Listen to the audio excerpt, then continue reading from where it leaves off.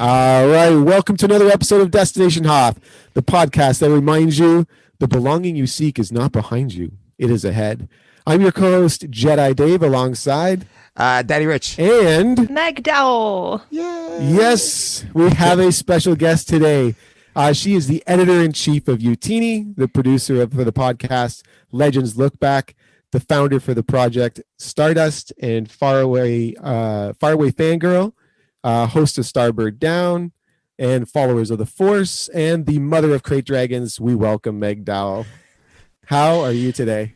I am so good, and it is so good to be here and to have hosts who go through the task of reading off all of the things on my Twitter bio. That's just it's always a thing, and I'm just always surprised that people just take on the challenge of doing it, and you did great. You did an amazing job. I have to say, I couldn't do any better than that, but that was amazing. Whatever. I was like, I took the time. I was like checking out all that stuff, and I'm like, man, this is a lot of work. I can't even imagine having the time to do the work that you do. So it's really cool to have you here. And obviously, like, it's really neat to watch you and Jay actually in the same scope, because you both do the same thing, the producing, the technology and everything. You guys are just masters of that stuff, and I just talk. So it's kind of cool. Yes, you get the laid back job. Yes. Well, you're right. So for those of you who do listen to our podcast, all five of you or whatever we have, today's episode is about female representation in Star Wars. As you've listened to before, we have done episodes where we talked about representation in Star Wars and science fiction before. And for a couple of guys our age to be sitting there talking about this issue, we're not having some female representation ourselves, just found that a little ridiculous. So we wanted to search for the right person, and we found the best there possibly could be. So we're so happy to have you here, Meg. Welcome. Welcome. Welcome. So yeah. Anyway, so before we get started, though, Daddy Rich, actually, what's going on new in Star Wars? All right, let's get into what's new in Star Wars, where we talk about what's up and coming, what's new, and the big news is that Boba Fett, the saga of Boba Fett, has finished. The Book of Boba Fett has done. They done wrapped up. Yay! And on Twitter, the actress who plays in Boba Fett, I'm never get her name right.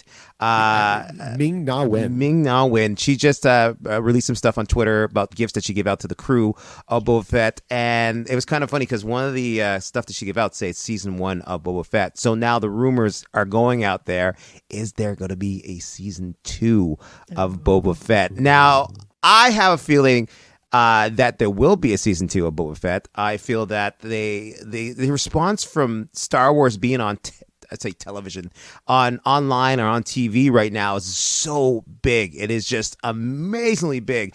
And you get so much more of a story, I find, than the movies nowadays. Like you feel like the movies are just too far apart from what you can get just from Mandalorian alone. You know what I'm saying? So I think that they will be doing a season 2. I think fans are going to fall in love with Boba Fett like we all did when we first saw him in Empire Strikes Back as he takes off Han Solo. But I think it's going to be. So you two out there, you two, my two guests for today, what do you think? Do you think there's going to be a Boba Fett part 2, or who want to go first?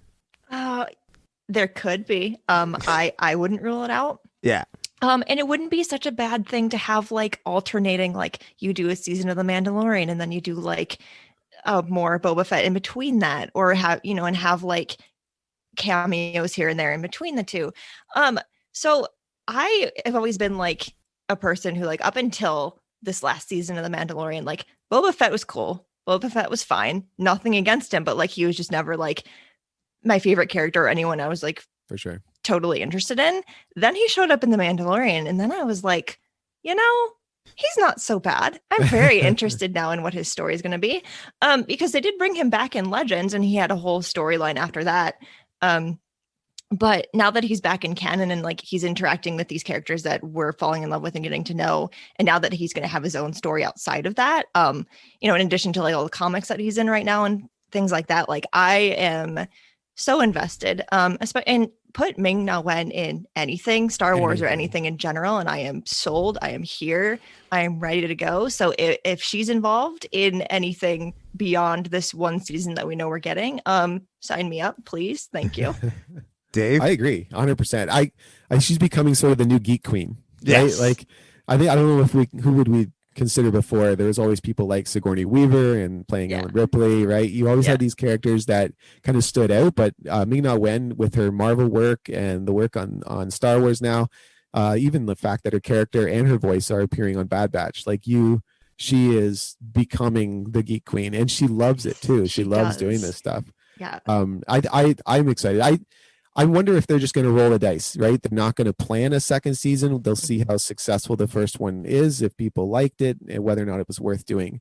And then they'll probably go from there. I agree with both of you, though. I think it'd be amazing if they did go ahead with another. I think for a lot of the guys, I think when we were kids, like, we watched Boba Fett and we just liked how he looked and we thought he sounded cool, right? And then everyone just kind of ran with it, like you said, with Legends and things like that. And I remember reading the Bounty Hunter book and like the Jaster Muriel storylines and things like that. And you had this concept of the character that we inflated it, right? Where he was just this sub character in the background, but we were like, man, that guy's just too cool. He's going to have this story and he's got to have this story and that story. And then when the prequels came out, all of a sudden you saw him as a really important character because he's the most important. He was a clone of Jango Fett, who is the template for the clone army, right? So the Clone Wars center around Boba Fett in some way. So I'm very excited to see what they'll do. Yeah, it's going to be interesting to see how it's supposed to come out. I think it's supposed to be this year, but I think around December or October. I'm not sure. But they're wrapped, so it should be anytime soon. Like, they should have been done a long time ago, and they are done now. So I think the TV is going to move forward with more Star Wars on TV. Movies, I don't know. It's a hard thing to say because Jay and I've had this debate before where I agree with him too. Like, that's the weird thing is, like, I can debate with him but agree with him at the same time. I agree. When you have a television series, you have more time to be able to construct storyline and plot, right? Yeah. But at the same time, though, the experience of sitting in a movie theater and watching a Star Wars movie, and I missed it then, but the pandemic has made me miss it even more. Like, I need that. So I don't want to see them replace film with television series. I like all of it. Bring it all.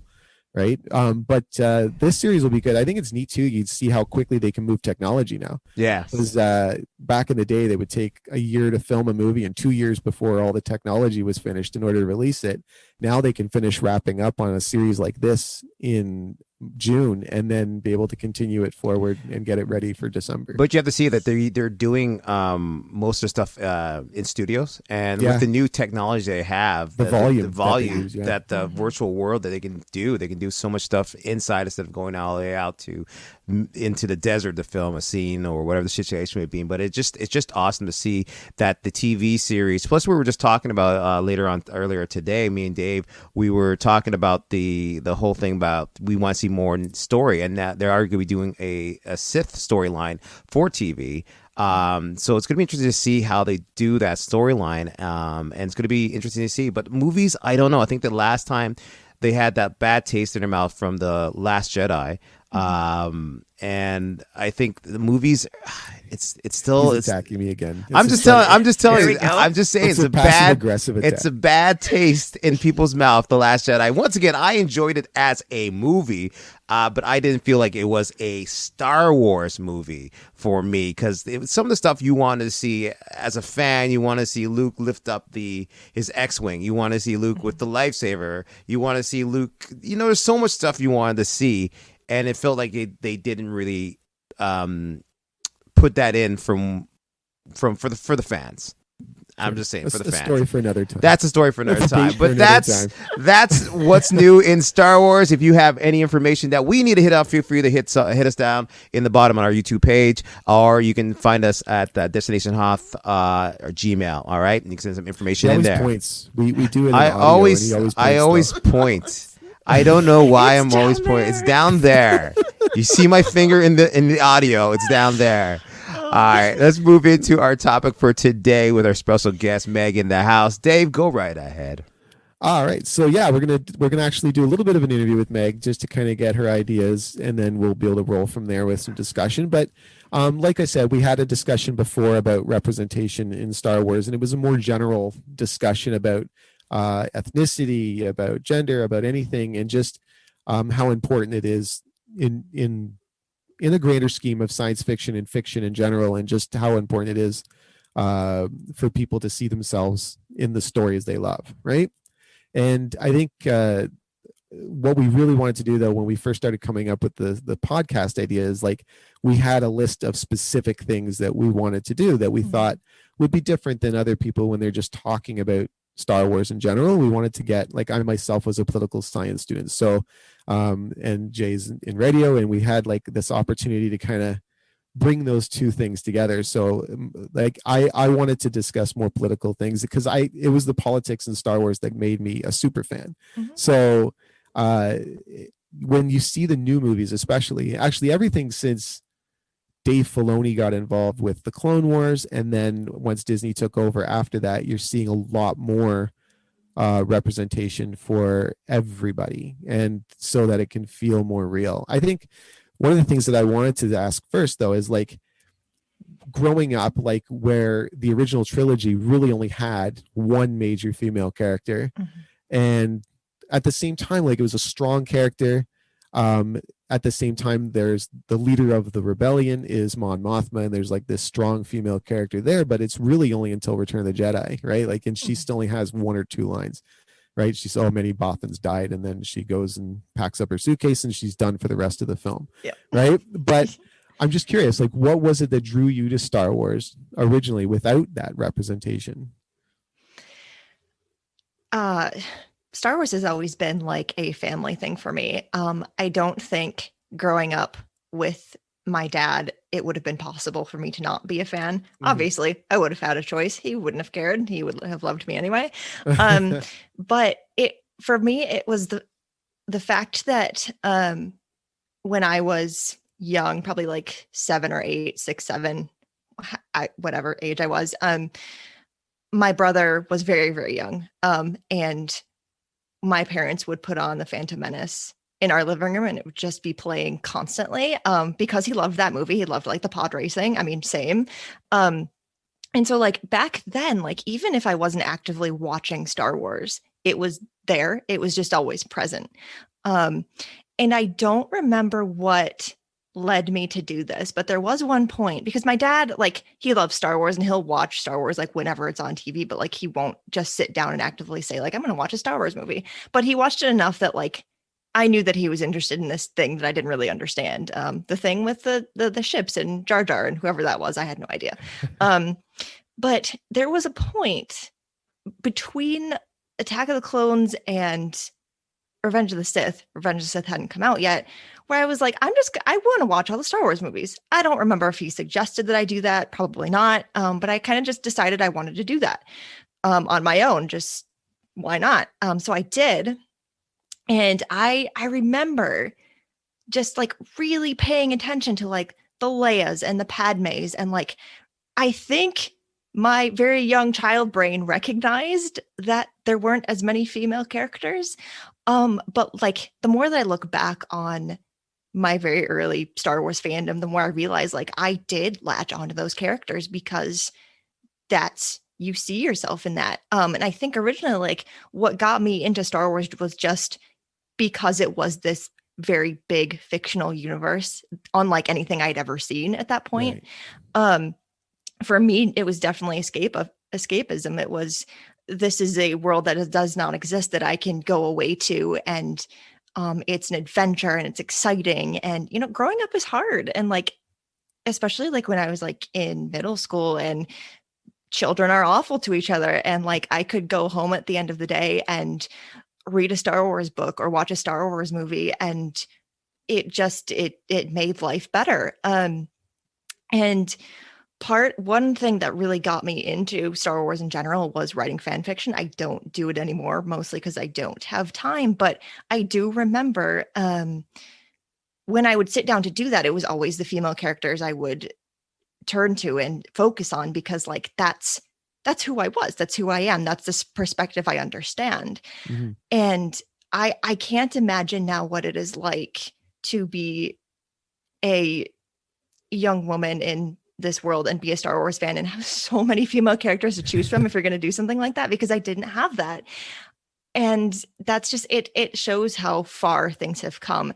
It's not just about like, oh, we need to have more female characters just for the sake of having them. Like, the more diversity you have in your fictional universes, the more interesting they are, because you're getting different perspectives. You have more stories to tell. You have different kinds of interactions with different characters. And it's just more interesting to me that way. Like, I love the original trilogy. I love the prequels, but the more diverse people you have on screen, it's just, to me, the more interesting the story is. And 100%. yeah, and it's just it continues to get better with every show, with every movie that comes out, especially with every book and comic, because they are just killing it right now with that. Right. And it's going to continue to get better. And I just love celebrating that, because the stories just they're just bigger, and to me, they're just better.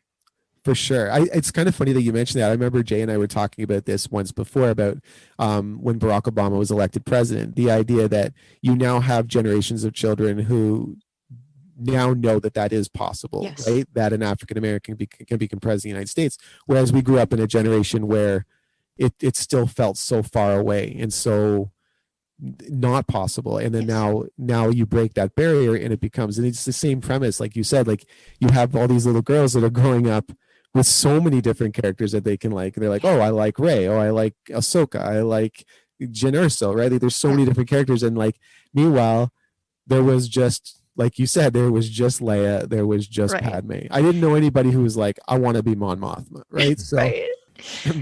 Yeah, it's really cool. Yeah, it's also the fact that like there's not only so many different female characters, but there's so many different, they do so many different things. So like, if you're a little girl and you're looking at like Ahsoka, you can say like, oh, I can be a Jedi, or I can be a senator, or I can be a Mandalorian. Like, they're everywhere. You don't just have one option. You can be anything you want to be. And that's the whole point, is like, you want to see yourself in these stories and to be shown that you can do all these different things, that you're capable of doing that. They're even playing bad guys now. Like, yes, exactly. I think that was one of the craziest things that I never saw. Asajj Ventress was like the first female villain I think I had ever seen in Star Wars. Yeah. And then the idea of now then going forward where you have Captain Phasma and you would see Imperial officers and stormtroopers, and like it was one of those things where it just, that you're right, like there was a whole like 30 plus years where that just did not happen, and it was so inconceivable. I think when you saw the backlash though, when the new things started coming out and you started seeing the way some, we'll call them men, I guess, I don't know, like we'll see like how some people responded to, say, the Rey character or the Rose Tico character, and how they seem to be attacking more so their gender than anything else about the character. Like, how did that make you feel, and how did you respond with that?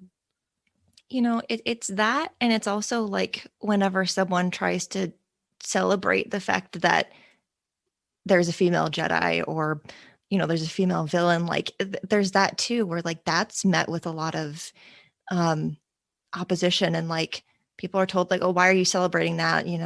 Rey is Mary Sue, or whatever thing you want to use as an example.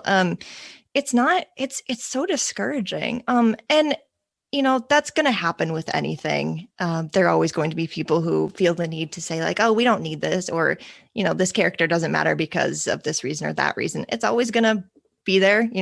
Trolls especially are always going to be around. They're not going to go away. But to see like someone like to see Rey for the first time and then just immediately judge her and say like, oh, she shouldn't be this powerful, or she shouldn't be the main character of the saga, or she's not really that important, or I'm not that interested. Like, everyone is entitled to like the characters that they like and don't like. If you don't like Rey, that's fine. You don't have to. But you also don't have to be so hard on other people who might feel like it's their favorite character. Like I love the videos of like little girls at Disney World who are dressed like Rey, and they meet Rey the character, and they're just like, they can't even form words because Rey is like right there. Like, how can you not see that and like feel this like oh, there's that connection, like that little girl now will forever remember she just met her idol, the person that she just loves because she's Rey and she's in Star Wars and she's amazing. It's so true. Yeah, it's. Do you feel too, like with Star Wars, like there is that generational concept of fandom? Like with Jay and I, like we were born in the 70s, right? So we grew up in that era. And then when the prequels came out, there were people our age that were ripping apart the prequels. Yeah. Right. And then now you see the fans of the prequels who are now ripping apart the sequel trilogy because that was their generation and they're growing up. And I feel like you said, like these kids that are growing up with the sequel trilogy, they're going to 20 years from now, 10 years from now, they're going to be defending them tooth and nail because they mean so much to them. That's their Star Wars. Right. And for us in general, like I feel like all 40 plus years has been my Star Wars. Like it's like every movie, every book, every comic book, every television series, it's just another chapter to this greater story. And then it just gets bigger and bigger and bigger. And the bigger it gets and the more inclusive it gets, the more complete it gets, the greater it gets. Like it becomes so much more. I felt too with like the backlash from men in general, like it was obviously there's a part of a misogynistic culture that came from that. But also it kind of depicts a little bit of the current society that we live in. It's very narcissistic now. Like right, it's all about me, what I want to see, what offends me, what makes me happy. Right. So and realistically, when it comes to art, which is like a true artist in making a film, a television show, writing a novel, they're going to care more about what represents the world, right? What creates an emotional response, what is important for society to see. Right. That's typically how an artist is going to think. They're not going to think, well, I'm only going to think about that sexist, misogynistic guy, and I only want that person to be happy. Right. That's, from a business standpoint, not very productive and not very economical. But I always felt too, like the beauty of Star Wars, and especially Star Wars now, is that it becomes, like you said, a more real representation of the world that we live in. And this makes our beloved fantasy world more real. It can, and if I can just be narcissistic for a moment, right? That's what I want. I want to see more female characters, more gay characters, more characters with different ethnicities, more trans characters. I want the fantasy world of Star Wars to be something that everyone else wants. Because the more people that can be a fan of Star Wars, the more they're going to make more Star Wars, right? So like I feel if you have 7.8 billion fans of Star Wars for all different reasons, then they'll never stop making content for Star Wars. Exactly. But I mean, like, honestly, and like that is far more productive in unifying fans than representing only white straight men, and frankly a lot more exciting too. Like you said, like you go to see it, it's so much bigger, it's so much better. Like I grew up a fan of Star Wars, but when I saw the prequel trilogy, especially Phantom Menace, where all of a sudden they brought in the political element, like I never understood when I saw the original trilogy, like how can a galaxy of planets be okay with kneeling before one person? Like how to give one person all this power? It just made no sense to me until you see the prequel trilogy. It shows you how somebody can manipulate two sides of a war in order to establish power and then never relinquish that power and then create an enemy out of the hero. And it's like, to me, I'm a huge fan of the Emperor in general. Like I just feel it's such an amazing character. But to be honest, when men believe that keeping others in a subservient role or keeping them in the background, that to me displays a clear sign of weakness, right? It shows that your strength isn't real. It's synthetic. It's manufactured. It lacks honor. It lacks in character. It lacks integrity. You know, I remember once I took my son to get a haircut, and my son was like, he asked me, I guess it was something that he was studying in history class or whatnot. And he asked me if I believe that women should be allowed in the military. And I said, absolutely. And he said, why do you think that? And I said, your military should consist of your greatest soldiers, right? And the moment that you keep anyone out based on gender, sexuality, race, or religion, you weaken the potential for your military. I feel that way about all things, including Star Wars, that you weaken your fan base when you exclude specific people. Exactly. Right? It's amazing. Jay, like like he's like sitting there. I remember like we were talking about, like you were saying about the representation, and just like that instant response the first time that they showed Finn in the first trailer for Force Awakens, and like people were upset because they were like, there can't be a black stormtrooper, but they knew nothing about this character. They knew nothing in general, but they were just already formulating an opinion based on a skin color, which is just pointless, because especially for a group of people that have never removed their helmet before, like how could you possibly think that? It's the same thing. Like there were so many stormtroopers, like you'd have to believe that some of them were women, some of them were black, right? Like they're just, you cannot have that many people in an army where they all look exactly the same way. Well, I wish Jay was here, but it's Daddy Rich. That was just, I was sitting back. I was Daddy like, Rich. I was just like, Jay, who's this Jay character? No, it was a very like both of you guys have great points, especially from my point when I first saw Force Awakens. There was awakening in me when I saw that Finn might be a Jedi, and we still don't know, but whatever. And I was like, oh, right, there's my Luke Skywalker. That's my Luke Skywalker. He's going to be like the guy with the bzzz, and like he's going to be taking down people. And I was so excited. I was just like, that was my character. And I felt, once again, if we get into The Last Jedi, I think that he was pushed aside for his storyline, and it just felt like he was taken away from where I think JJ was trying to take his character. And JJ actually admits some of it, that Finn was supposed to have that kind of role leading into the next movie, or even into the third movie. But you're so right about having that reputation, having that person that you can look at when you're going to the movie theater, when you're going on TV, where you're looking in the comics, you see you, and it just feels so good when you see a lot more. And Dave is right, a lot more minorities, a lot more women, a lot more gay, LGBT in the community of sci-fi and comics and everything, because that's what we all grew up on. We all want to see ourselves in it. It was kind of funny because I was watching Kevin Smith, his podcast, and he was talking about how his brother came out to his mom but didn't come out to him, and he was like wondering how come he never did come out to him, and they were driving up to Kevin, the new school in Vancouver, and he asked him about the situation, and then he started asking questions like, how do you watch a romantic movie about two straight couples being together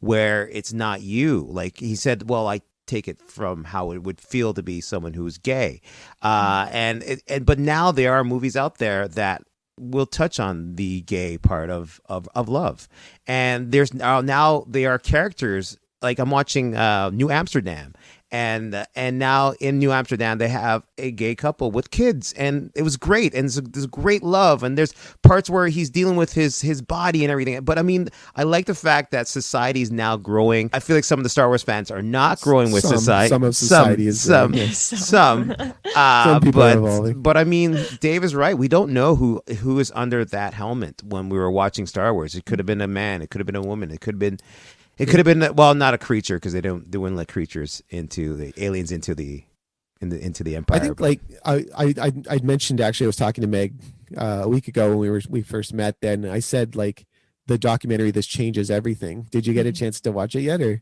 I did not. No, okay. But I mean, like they talk about, like Gina Davies was talking about, like she gave a really good example of how important representation is. Mm-hmm. Like you said, like someone can watch Star Wars and then think like, I want to join the military. I want to join this. I want to join that. I want to be this. But like Gina Davies was saying, because she had been studying archery like most of her life, like she loves archery. Mm-hmm. And so her archery instructor had said that after the movie Brave had come out, and then after the Hunger Games, how all of these girls suddenly started studying archery, that their enrollment went up 105%, which just completely plummeted over male enrollment. And so you can see how important, like you're now getting more and more, like all these little girls are going to grow up to be women, and they could become Olympic athletes. They could become like stunt performers. They can be actors with, like, it's a skill set that you now have. And I think like, it's so imperative to have that. I remember actually in that same documentary, I learned about the Bechdel test, right? And so like, as I learned, I don't know if you've ever heard about this test. So the Bechdel test is a measure of representation of women in fiction, right? So the rules are that at least there should be at least two women who talk to each other at some point in the movie or the film or the book, and they need to talk about something other than a man. So when you have that rule, I have now suddenly started applying the Bechdel test to like everything. Yeah. So when I saw Rise of Skywalker, for instance, like I pointed out to Jay, I'm like, Daddy Rich. I pointed out, I said, did you notice this was the Strange first man named Jay. I don't know who this guy is. I pointed out, though, this was the first Star Wars film I'd ever seen where two black characters spoke to each other. So like that, you even had two black characters that were in a scene together and they spoke to each other. Yeah. So this inevitably became the sequel trilogy became the first Star Wars films to have more than two or more female characters that actually spoke to each other. They didn't talk about men. Like they actually were passing the Bechdel test. I give you a quick little fact. If you guys ever saw that another teen movie, there was a skit in another teen movie where they had a black guy in it, and then this other black guy showed up, and it's like, yo, you can only have two black guys. You can only have one black guy in there. You can't have two.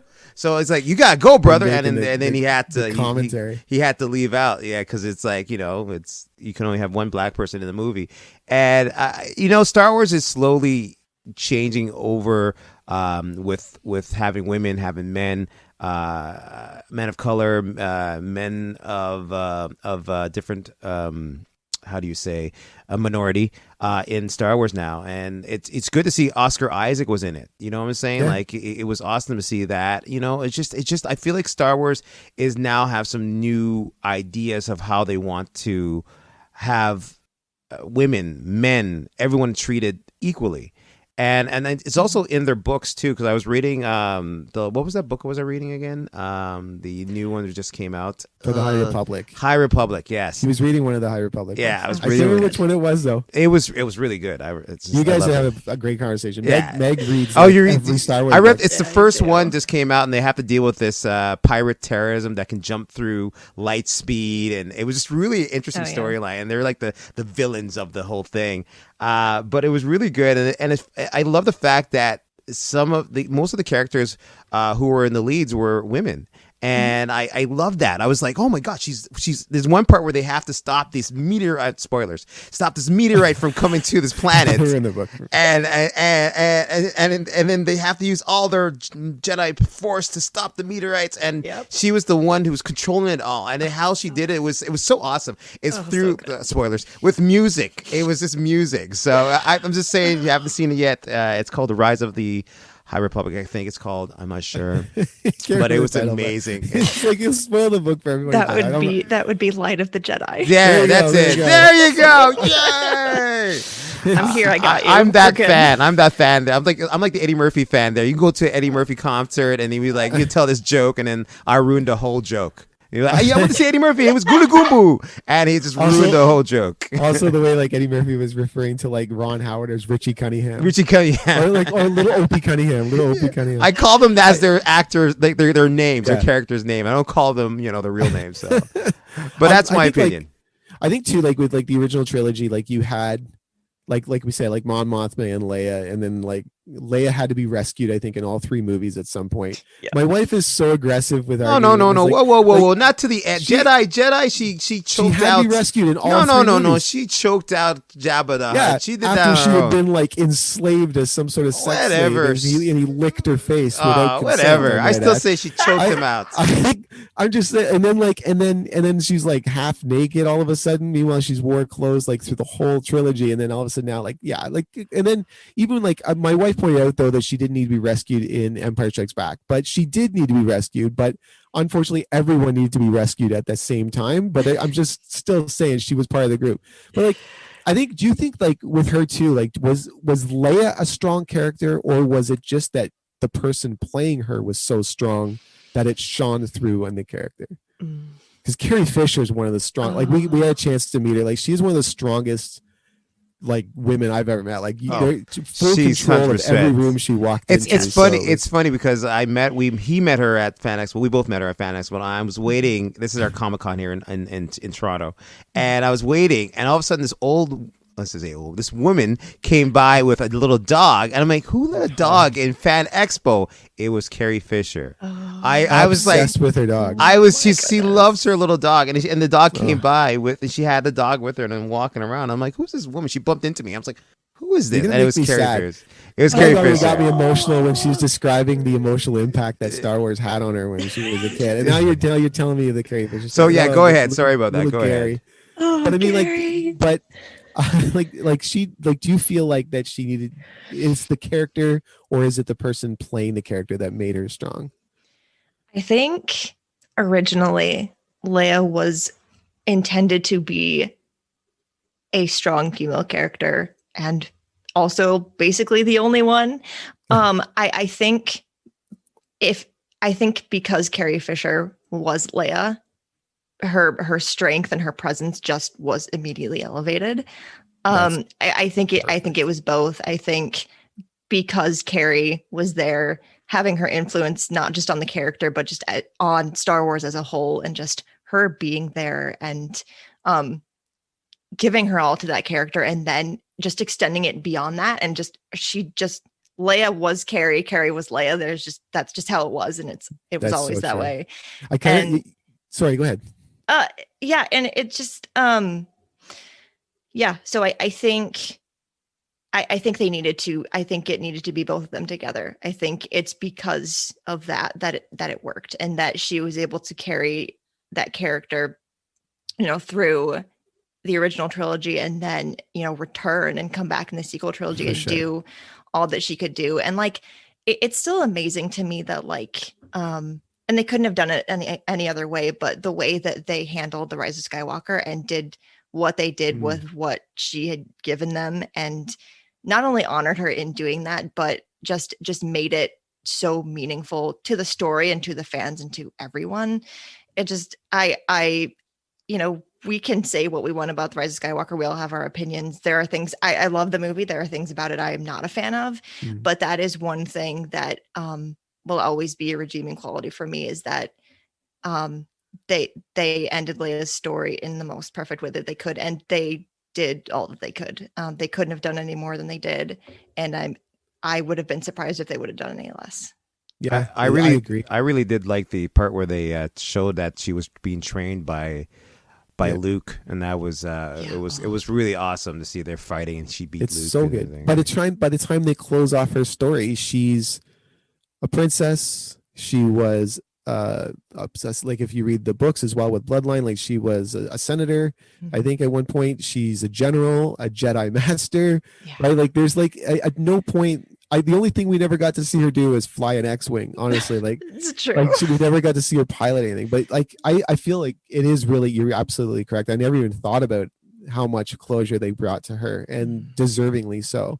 And then you mentioned Padme as well. Like when you look at the prequel trilogy, I felt like they were moving a little bit further away from the need to be rescued concepts with the female characters. Like Padme, I don't think there was ever really a moment where she needed to be rescued. She was rescued. She was taking control. She was rescuing Anakin himself. Like it was funny. That one part, his arms like all off, and she's like, "I'm here to help you." Like she was like the man. He was like, "I'll come in, I'll take care of it." Even too when they're all captured in Attack of the Clones, and then she's already got her handcuffs off. She's already climbing up. She's all right for herself, Anakin. These two guys are trying to figure out what they're gonna do, and she's like, "Yeah, whatever. You guys decide amongst yourself. I'm already over it." She was badass. She was like, and she was already done. And then it's important that that's Leia's mom. Like she needs to be like. Yeah, and it's funny those guys up there.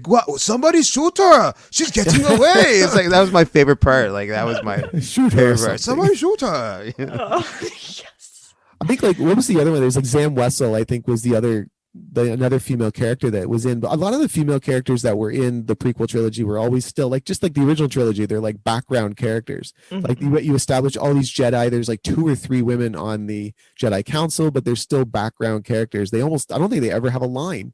I don't think I heard Ayla Secura speak until she was done on the Clone Wars. Yeah. Right. So and then same with Adi Gallia and all these characters, they end up speaking when they're on the Clone Wars. But Zam Wessel, I think, was the bounty hunter. I think it was the first female villain I'd ever seen in a Star Wars film. So she was neat. And then, and there was even that correction. It's right there to make sure you're aware, right? Where Obi-Wan is oh, he ran in there. And then Anakin's oh, I think he's a she. And I'm sure she's a changeling, right? Yeah. It's really out there. I think with the Clone Wars, Rebels, the video games, it showed there was a desire by real fans to see more representation into the love for characters like Ahsoka Tano and Hera Syndulla, Bastila Shan on Knights of the Old Republic. There was a draw to see more stronger and more female representation in Star Wars. And I think that they saw that, and then when it came time for them to make the sequel trilogy, I think that's what they were trying to do. They saw the real Star Wars fandom, which was calling out for that, and they brought that representation forward. It's funny, like we were just talking about how, like, you remember the scene with Leia in New Hope, where she walks past and she's, can someone get this walking carpet out of my way? It's so similar to the moment where Finn keeps grabbing Rey's hand and she's like, will you stop grabbing my hand? Why are you grabbing my hand? Like, she's like, why are you doing this? I don't need you to do that. Yeah. And like, she just whooped like 3 guys' asses, and this guy thinks he's lying on the ground like the whole time, but I need to rescue her. And like, no, dude, like Finn's dead in that first scene of the movie, if not for Rey. Exactly. It's very funny. After the Disney purchase, like, I started looking at the list, because we said, we had Mon Mothma, Leia, Zam Wesell, Padme as like speaking characters in the sequel trilogy, or the prequel trilogy and the original trilogy, and then all of a sudden Disney purchased Star Wars, and we now have Rey, Maz Kanata, stormtroopers, resistance pilots, senators, Jyn Erso, Vice Admiral Holdo, Zori Bliss, Jana, Rose Tico, Paige Tico, Kira, Val, Enfys Nest. Like, the list just keeps growing, and there's more characters, and not only just characters, but on the opposite side. I was going to say camera, that the directors, we had a lot more female directors now doing stuff. Bryce Dallas Howard, Toronto's own Deborah Chow. Yeah, right? She's doing the Obi-Wan movie. Doing the entire series for Obi-Wan Kenobi. And now Patty Jenkins is directing Rogue Squadron. Yeah, and not only that, the producers, the perfect person to direct. Producer, like the main person of Star Wars, is a woman. And handpicked Patty Jenkins, by George Lucas. Yeah. Yes. To run the Lucasfilm empire. Like, Kathleen Kennedy, though, is Kathleen Kennedy. Sorry, I was like, anyone who thinks negative things about Kathleen Kennedy needs to seek a therapist. Like her name's attached to everything that I loved growing up, like the Goonies and everything. Like, she's there. So let me ask you a question, right, Meg? What do you think? How do you think Kathleen Patty Jenkins, sorry, am I saying the wrong name? I gotta edit this when I get into it. Kathleen Kennedy. Kathleen Kennedy. What do you think about Kathleen Kennedy doing? How's she doing with Star Wars right now? She's there for the exact reason that she was picked to be there, which is she's bringing all of the decades of experience that she has building, producing and creating all of these things and understanding how stories work and how to build things from the ground up. And she's brought that to her role in Star Wars. And look at what's happened since then. Star Wars was great before. And then, this was an opportunity for things to change and for the stories to be looked at differently. And from the business side to see how can we make this more of what more fans want in terms of diversity and things like that. And it's a huge scope of things. But they took that opportunity, and she just came in, and Star Wars it's still not perfect, and it's never going to be perfect. It's never going to be what every single person wants at every moment, because nothing can be perfect. It's Star Wars. It's huge. There's so much of it. It's going to have its flaws, and that's we take that and we accept that and we address those things. But we also focus on the things that are being done so well. And she just, not only can you tell, whenever she's speaking about it or whenever she's, representing a project, she loves what she's doing and she cares about the vision and where it's going, and not only where it's going, but where it's been, and taking that and, appreciating where it's at now. And she just gets it. And I don't understand, look at all of her credits, look at all that she has done. How can you look at all of that and say she doesn't know what she's doing? I feel like, sorry, go ahead. 100%. Yeah. Yeah. It just comes from a place, I think, of just you don't like something, so therefore you need someone to blame for it. And her name is obviously at the top and it's everywhere. And that's sad. But that's just the reality of how it is, I guess. Doesn't make it okay, but she knows what she's doing.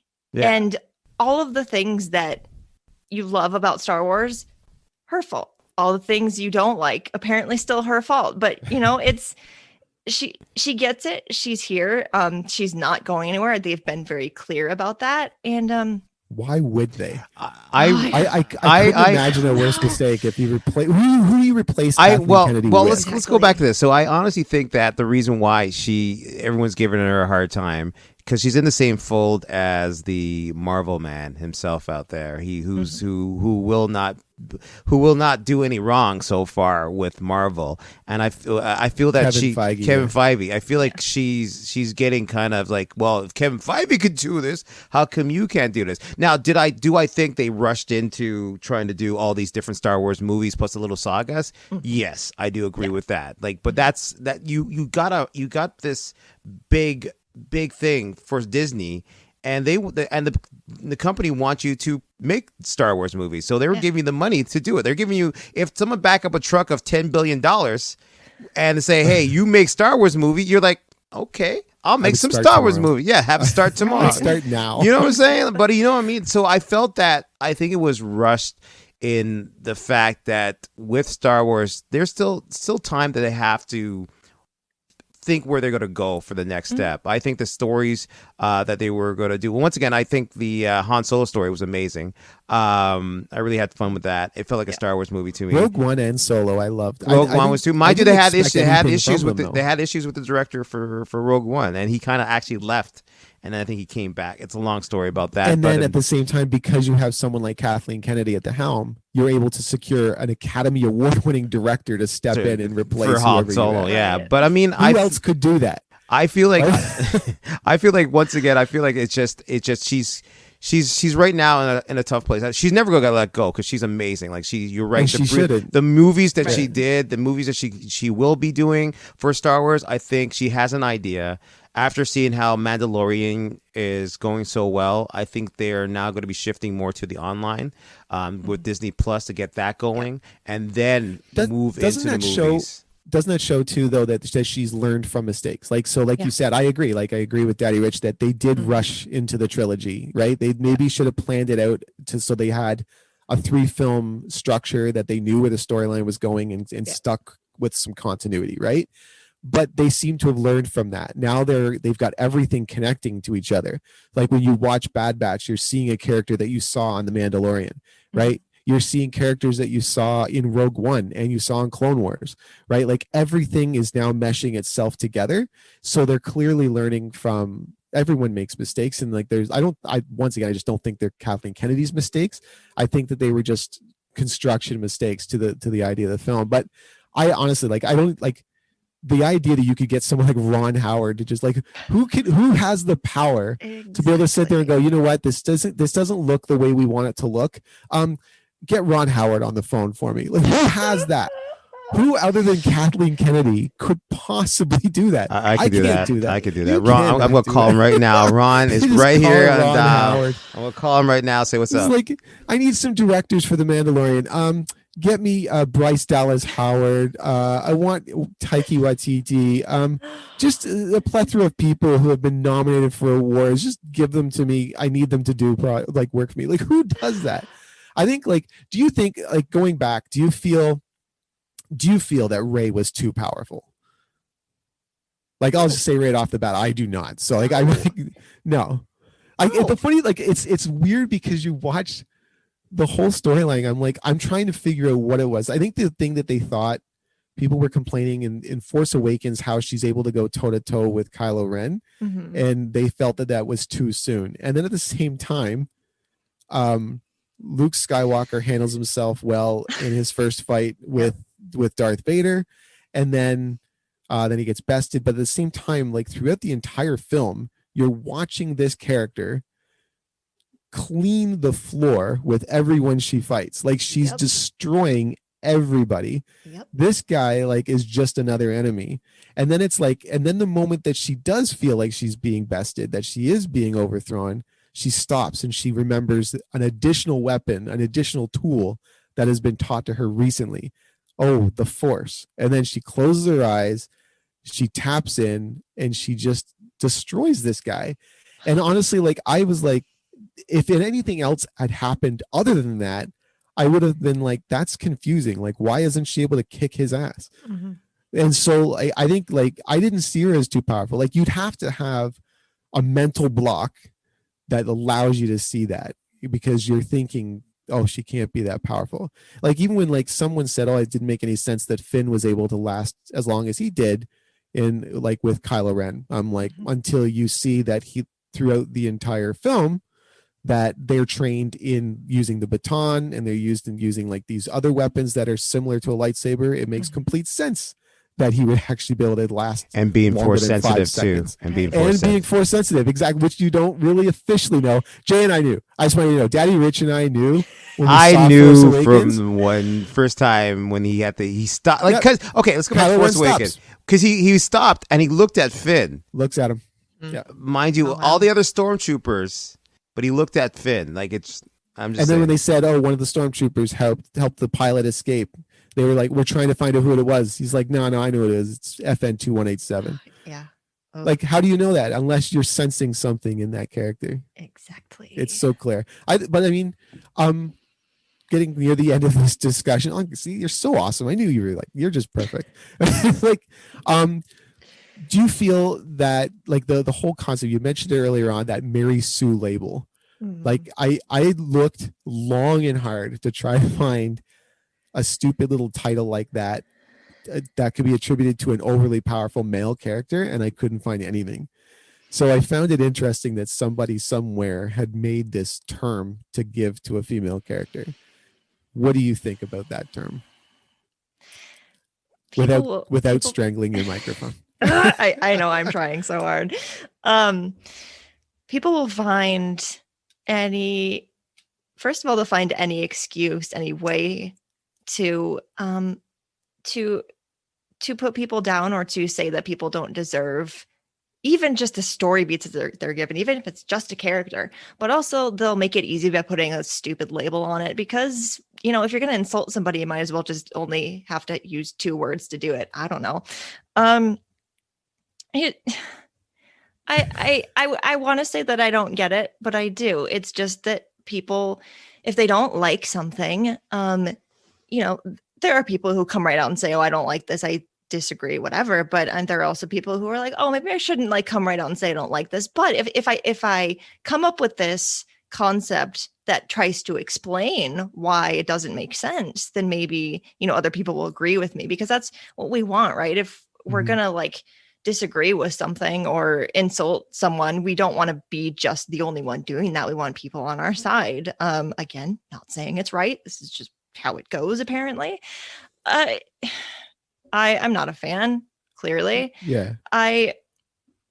What's the point? And I ask myself that a lot. And the point is that people just want to hate on stuff. And, you know, why don't so use your bizarre. energy to do that? Yeah. No, for sure. And it's really bizarre. Like I love everything Star Wars, like 100%. But at the same time, like I can go through every trilogy, through every animated series, through every side project, through everything, and say there's a mistake here, or I didn't agree with this idea, or this was something different. Like Daddy Rich and I have been knowing each other for over 22 years, something like that. Like we always had it in our heads that if they ever did a sequel trilogy, what it would be, right? And we had it in our heads that it would be Luke Skywalker and all of the new Jedi and the new Jedi Order, and Leia's probably running the entire Republic. And we had like all of these different things that were in our head, and then none of that happened. Yeah. So there was already that initial disappointment of not having our expectations met, but we went into Force Awakens with an open mind and came out thinking that they had a beautiful, amazing project that they had started.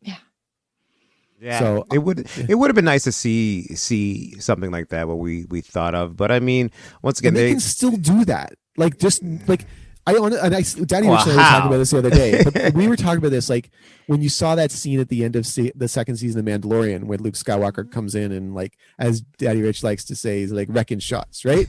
So the idea, so true. Come in, like, wreck some shots. The problem is not any other person's mistake except for George Lucas. And the mistake was that he spent 30 years not making a sequel trilogy. He went and made a prequel trilogy. So by the time this was made, you now have 60-year-old Luke Skywalker, and it's just not realistic that's going to happen. Like you want to see, like at this point, he's like Kenobi, right? He's like Yoda. He's using the Force more than using a lightsaber. He is a master of the Force. So like what he ends up doing in Last Jedi makes more sense, but we got to see what we wanted to see by Mandalorian going back and being in a time frame where they could do something like that, where that is the Luke Skywalker that exists at that time. Before we finish up, one more question. So what step do you think is important for Star Wars, for the Star Wars franchise to make to ensure better representation in the franchise going forward? Continue to hire more women. That's, it's more women writing, more women directing, more women producing, more women doing art, more women, in charge of hiring more women. This is just how it happens. If I'm in a higher position at a company where I'm in charge of deciding who gets to work on a project, that puts me in a position where I can say, hey, I think a woman needs to be on this project because from my perspective as a woman, this is important.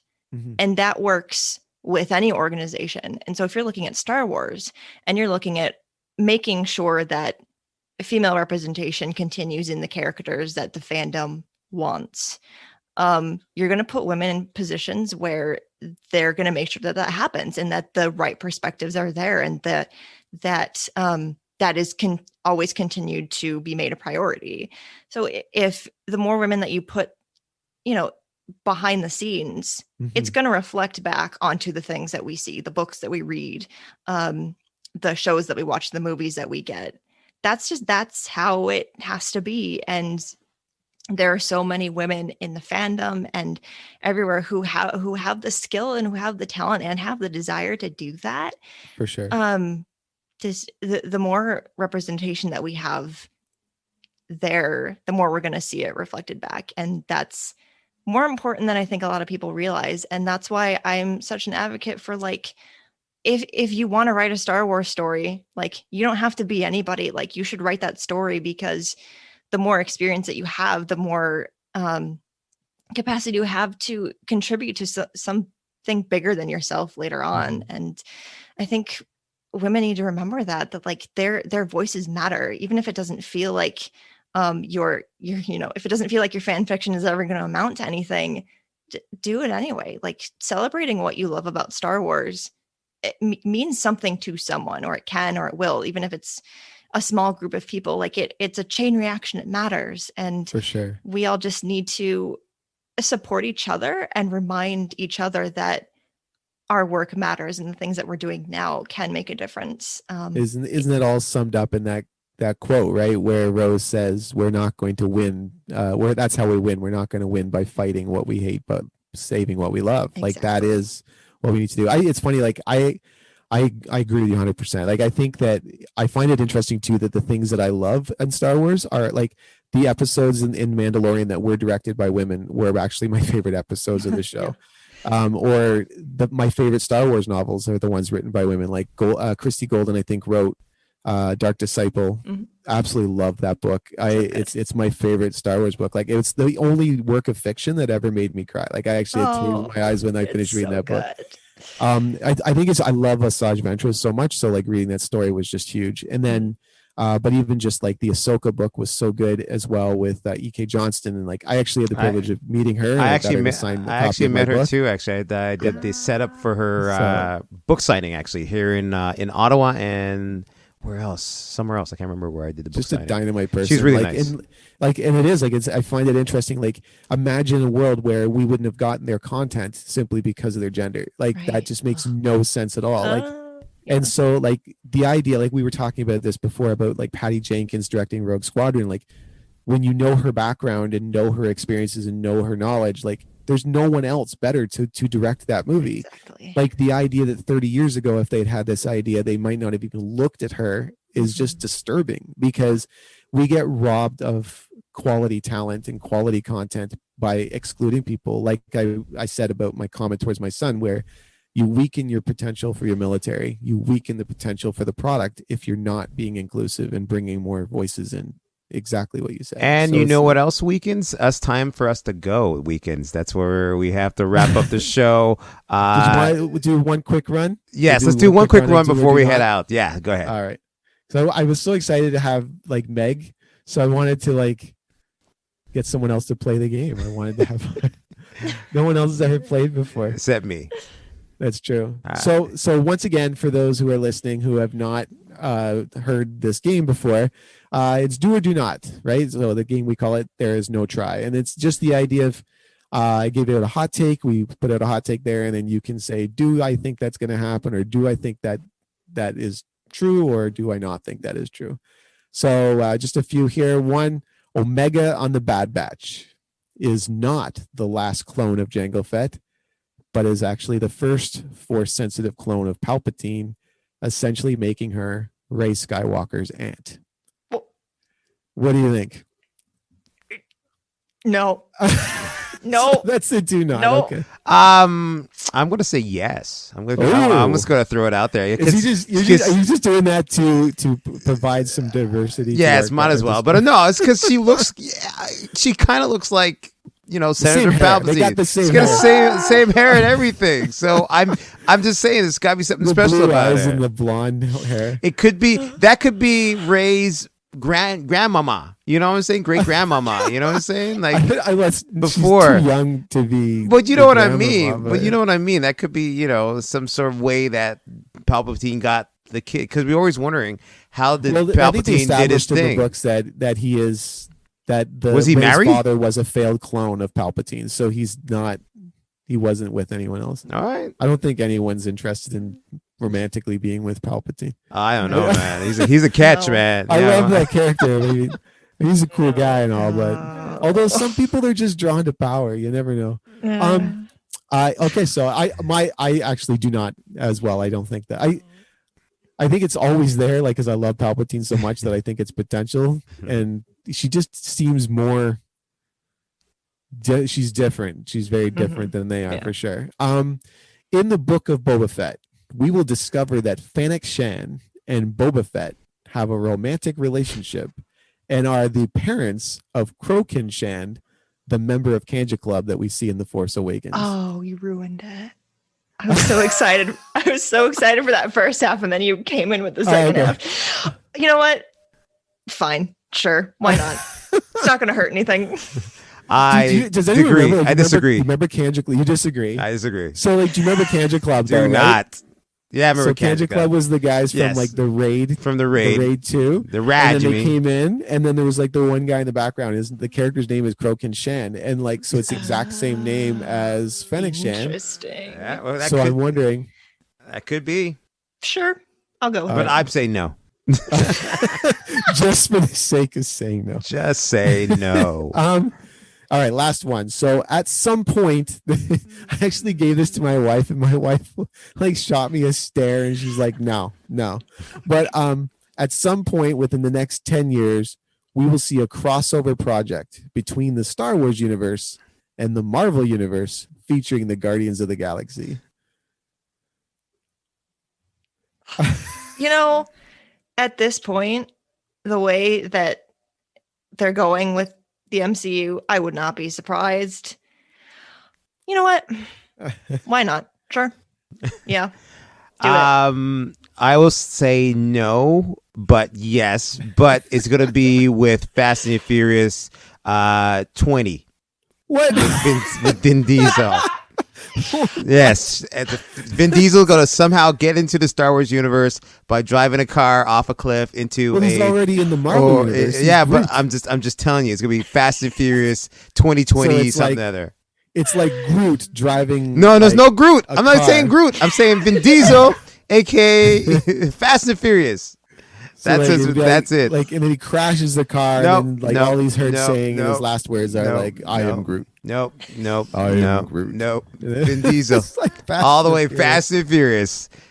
Well, like, didn't they already kind of establish in like the walls in Raiders of the Lost Ark that like there's R2D2 and C3PO on the walls? Yeah. So there's always that potential that Star Wars has had some sort of impact on No, our it's gonna world be anyway. Chirillo coming in with Fast and Furious. It's gonna be like 100, and he's gonna be coming in. It's like, what does R2D2 doing here? And it's like, I'm so lost. I've only seen the first Fast and the Furious movie. So like every time I see a trailer for Fast and Furious, I'm so confused because like it's completely the opposite of the only movie I've ever seen. I have no idea what's going on. well, they're going to space next, so I'm telling you, Are they Star really Wars. going to space next? I'm telling you, Star I would Wars. They believe that. I are. would They believe are. it. The next movie is space, and it's this Fast 9. They're going to space. Star Wars. Watch. Somehow they go whoa in the warp drive, and they're there. I disagree. Oh Tyrese I in don't Star think Wars. it's gonna happen. Tyrese in Star Wars. I definitely don't think Fast and the Furious is coming to Star Wars. All right. Well, thank you very much for sitting down with us, so Meg. much. Where could our lovely listeners find you? Yeah, the easiest way to find me is on Twitter at Meg Dowell. I have a link tree pinned to my profile, and that can take you to all of the other things that I do. If you're interested in books, if you're interested in any Star Wars thing that you're interested in, I'm probably involved in something somehow. And I just like talking about stories and Bo-Katan and the Darksaber and other things. So, come say hi. I'm here. I'm around. I'm always on Twitter. Far too much. It's fine. Any final thoughts before we end it off for anyone who wants to say their final thoughts? So, Meg, let's start with you. Yeah, I am so glad that you invited me on. It's good to talk with people who are just on the same wavelength in terms of like where we want to see Star Wars go and how we want the fans to kind of embrace that. It's the more that we talk about how we want this and the more that we come together and talk about how important it is, then like the more good things can happen. So I'm really glad that we could have this conversation. Mr. Jedi Dave. I 100% agree. I will tell you this. One of the greatest things about Star Wars is like loving Star Wars is one thing, but being able to watch Star Wars with my kids is another. Like the idea of like Daddy Rich and I, we actually went and saw Force Awakens, I think, twice in the same weekend. Yeah. And the first time we went and saw it, just us. And then the next time I brought my kids, having my son on one side, my daughter on the other. And the moment Han dies, like my son just jolts and he's stunned. And then I looked over at my daughter and I could see a tear rolling down her face. Right. And it's so imperative, like, to have the kind of Star Wars that they can actually relate to, that they can look at and enjoy the way I did. I mean, it's easy for me. I'm a Caucasian male. There was everything's for me. So Right. there's absolutely nothing made that I can't look at and go, yeah, I see myself in that character. I see myself in that project. So it's so imperative for other people to be able to feel that same experience. I want them to experience it the same way I did. Yes. So, from my opinion, it was just great having time to talk to his two great people that I like right now in my life. Thank you very much, Meg. Thank you very much for coming to sit down with us. Hope we can do it again. Thank you very much, Jedi Dave. But I know Star Wars brought me to a place where I can meet people, and it doesn't matter if I was black, white, Chinese, whatever the situation is. It was just the love of Star Wars, and that what I love about Star Wars, where I can go to Fan Expo and talk about Star Wars with people. It's such an amazing or community. Comic-Con and talk about Star Wars and just sit there for hours and talk about, oh, maybe he should have done this if he did this and all this stuff. So it's just a great community. The civil discussion. Yeah, there's some bad, but there's lots of good. So I'm happy about that. But once again, I'm happy for our listeners out there. You can also find us on Instagram at Destination Hoth on our Instagram page. You can also follow us where else, Jedi Dave? At Hoth Podcast. And if you have any comments or any questions, or you want us to try to get a hold of Meg for you, you can always go to our Gmail. That is destinationhoth@gmail.com. You can check us out there. But once again, don't forget to click and like and subscribe. And thank you for tuning in to Destination Hoth here on YouTube. And we are definitely be moving it over to some other podcasts, so look out for that. For sure. So and thank you very one much. last thing, too. Don't hesitate to listen to the podcast that Meg does as well. They're absolutely fantastic. They are amazing. They're very entertaining. Yes. Thank you. All right. That's it. Thanks very much. Peace out. Fast and Furious. Next. Fast and Furious Star Wars. All right. Peace. Bye, guys. Have a great day. Bye.